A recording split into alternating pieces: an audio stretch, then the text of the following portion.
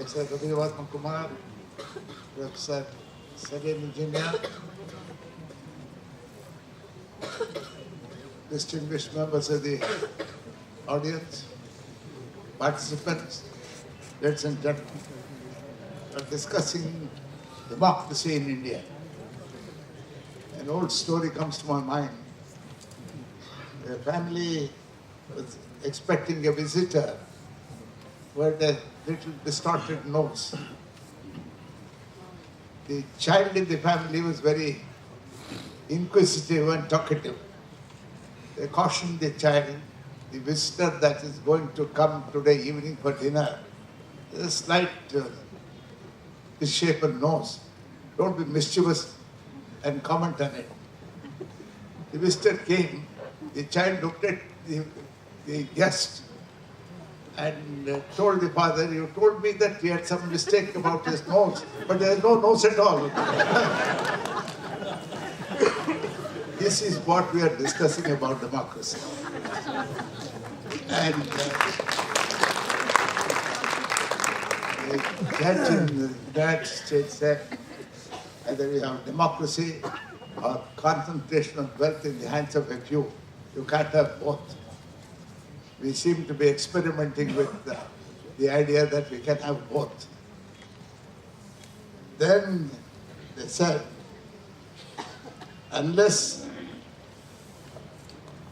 that democracy involves hardship of an unceasing responsibility of every citizen, where entire people do not take a continuous and considered part in public life, there can be no democracy. Walter Lippmann, some 50 years, 60 years ago, wrote a book called The Phantom Republic. He said how stupid it is to think that democracy is a product and elections are a process. And you have a process, there's a product. And this product, we have, out of sheer political compulsion, we have given it a sense of reality. This is the mistake we have done, and we continue to make. Democracy requires a higher guerdon of honor of every citizen that he has a responsibility for. And the mistake we have done, I think, we have been, Mr. Pasha and Mr. Rafi are my good friends. Which government, which political party can come and break our friendship? The fundamental mistake we have done is when we forgot and buried Gandhi. He said we have an Islamic body and a Vedantic spirit and mind. If you don't have an Islamic body in this country and a Vedantic heart and mind, you will never survive. We have demolished our democracy, prospects of democracy, our sense of honor as a nation when we buried Gandhi and ignored him. I think the only solution for this strife-torn South Asia is a Commonwealth of Gandhi. All our nations around, India, Pakistan, Bangladesh, and all of them should have a Commonwealth of Gandhi with the Gandhian spirit, not in the sense in which that we impose Gandhian and Gandhian spirit on everybody, but the spirit in which he, at one point of time, the Governor General in Delhi wrote an alarming communication to the Secretary of State in England. I see Hindu and Muslims dining together. It's a dangerous sign for this future of Britain in this country.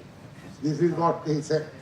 And unless there is the Hindu-Muslim unity in this country, there can be no democracy, there can be no assurance of safety for anybody. And this was almost achieved at the time of Gandhi, and we abandoned it. In all developed societies, it is the civil society that dominates the political society. It's the contrary here. It's the political society that manipulates the civil society in this country. unless you alter this picture or alter this situation, you can't blame government. How do I blame somebody else in some formation in Delhi that Hindus and Muslims in my locality don't live in peace with each other? Why do you think that governments are splitting us? We are split ourselves. The fundamental thing is that we must build a strong civil society, and that civil society must be able to dominate the political society. It is the reverse now, and we are. The problem that I see is that it's going to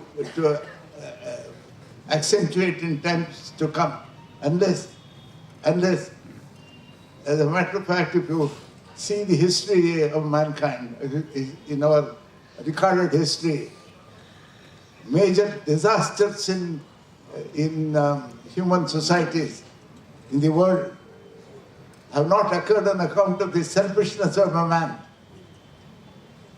It is the unselfish dedication of a person to a cause, to a religion, to a leader, to a slogan, to a philosophy, to an ideology.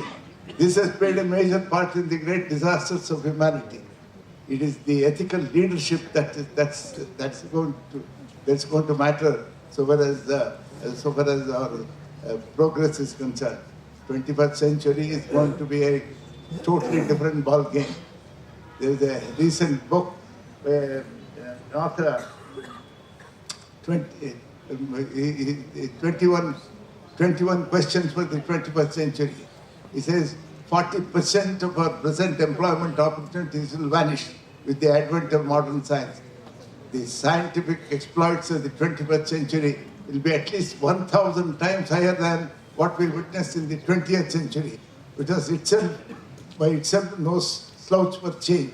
We had remarkable changes to science, exploits of science in the 20th century. 21st century is going to be 1,000 times higher, 1,000 times more explosive. And we have to face these challenges, and these challenges can't be met by the kind of political formation. The whole administration, in the kind of governments like this, bureaucracy becomes like an occupation army. The combination, we have to reinvent new concepts of the relationship between the permanent civil services on the one hand and the political executive on the other. Whether there should be a buffer in between them to control the combination, the cumulative effect of their collusion. We see this happening in the last 30, 40 years. Slowly this menace is going. And I had occasion to examine 60,000 cases in the Human Rights Commission for 3 years. 60,000 cases of kind of oppression of an individual, the kind of exploitation of their weakness and helplessness by the bureaucracy and the police. And they were actually helpless. And this kind of thing is possible where this leadership, in fact, we have come to a stage where democracy is a system which enables people to exchange wealth for political status. People who would not be allowed inside a respectful household have become leaders today. And in Hitler's Germany, in the middle of the 20th century, in the culture and heart of Europe, in Germany, Alan Bullock, writing about Hitler's Germany, said, street gangs came into the possession of the resources of a great modern state. And he added, Qatar came to power. But Hitler never ceased to post by popular democratic vote.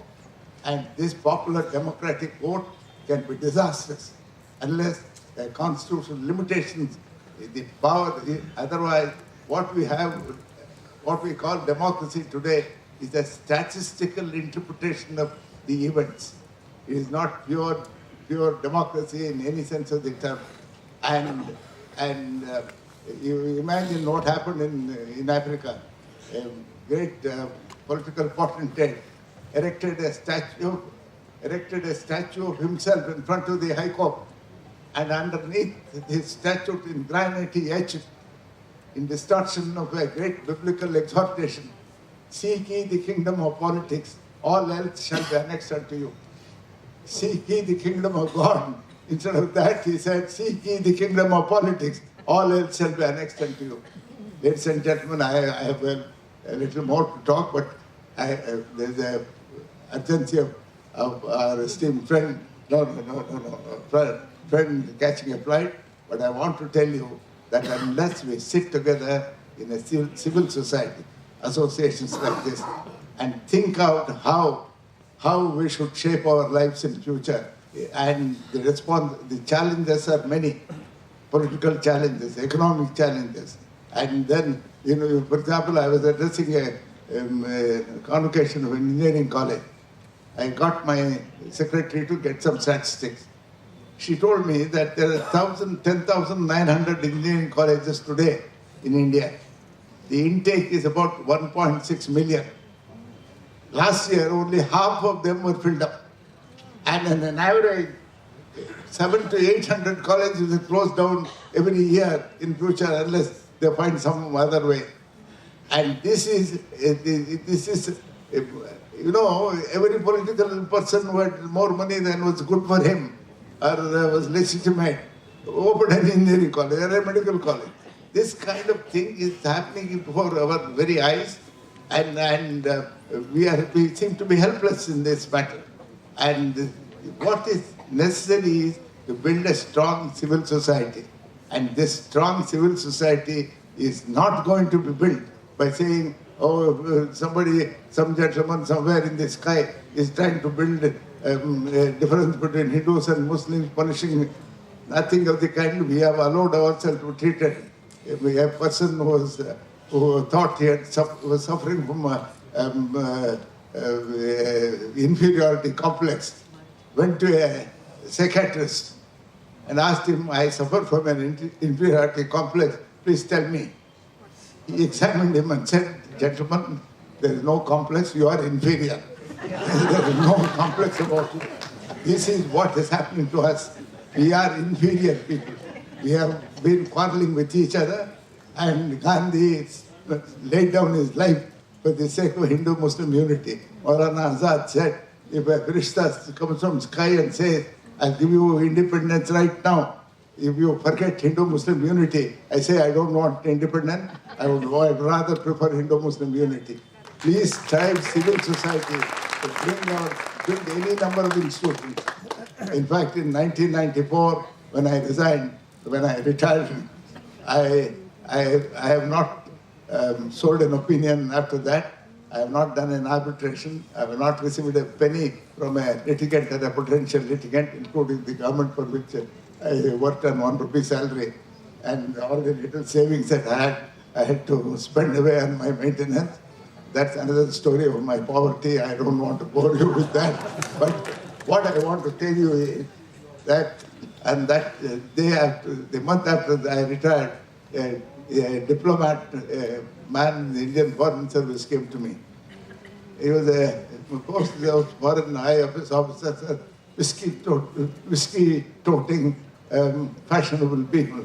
He came and said, sir, I want you to be chairman of my trust. What is the trust about?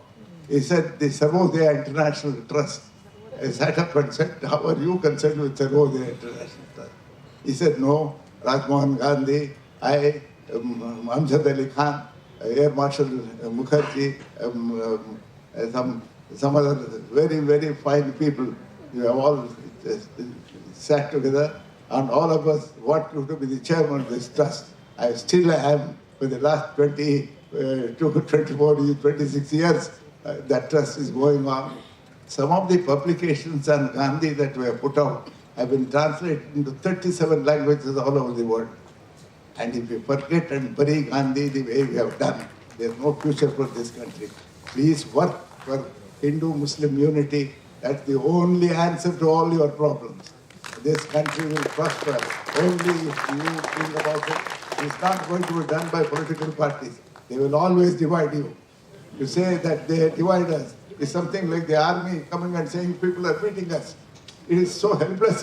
If the army himself says somebody is beating me, what can we answer? What answer there could be? And see, ladies and gentlemen, I want to tell you frankly that all this shouting about political formations, we know they can't be better. They are taking advantage of our foolishness in civil society. In fact, Rafi Saab and Pasha Saab were my good friends. I asked in everything, which government, which authority, which politician can bring a rift in us? Why don't we build this kind of institutions? We have, I said, there's that Frontier Gandhi, and they said Islamic Biradari, he said, we'll have Insani Biradari. I said, we'll have all members of Insani Biradari. We have a member, I belong to Insani Biradari, have a neighbor, and greet each other in the streets and develop a strong civil society. Without that, no amount of, you can't teach a tiger to eat grass. A political tiger will never eat grass. The only thing is you must protect yourself, and I have some ideas. This is for another day. I must thank Justice Gopal Gowda, the former Advocate General, particularly Mr. Dosami. He has been able to sit here with us, holding our hand for 3 hours, and engineer staff from Delhi. Thank you so much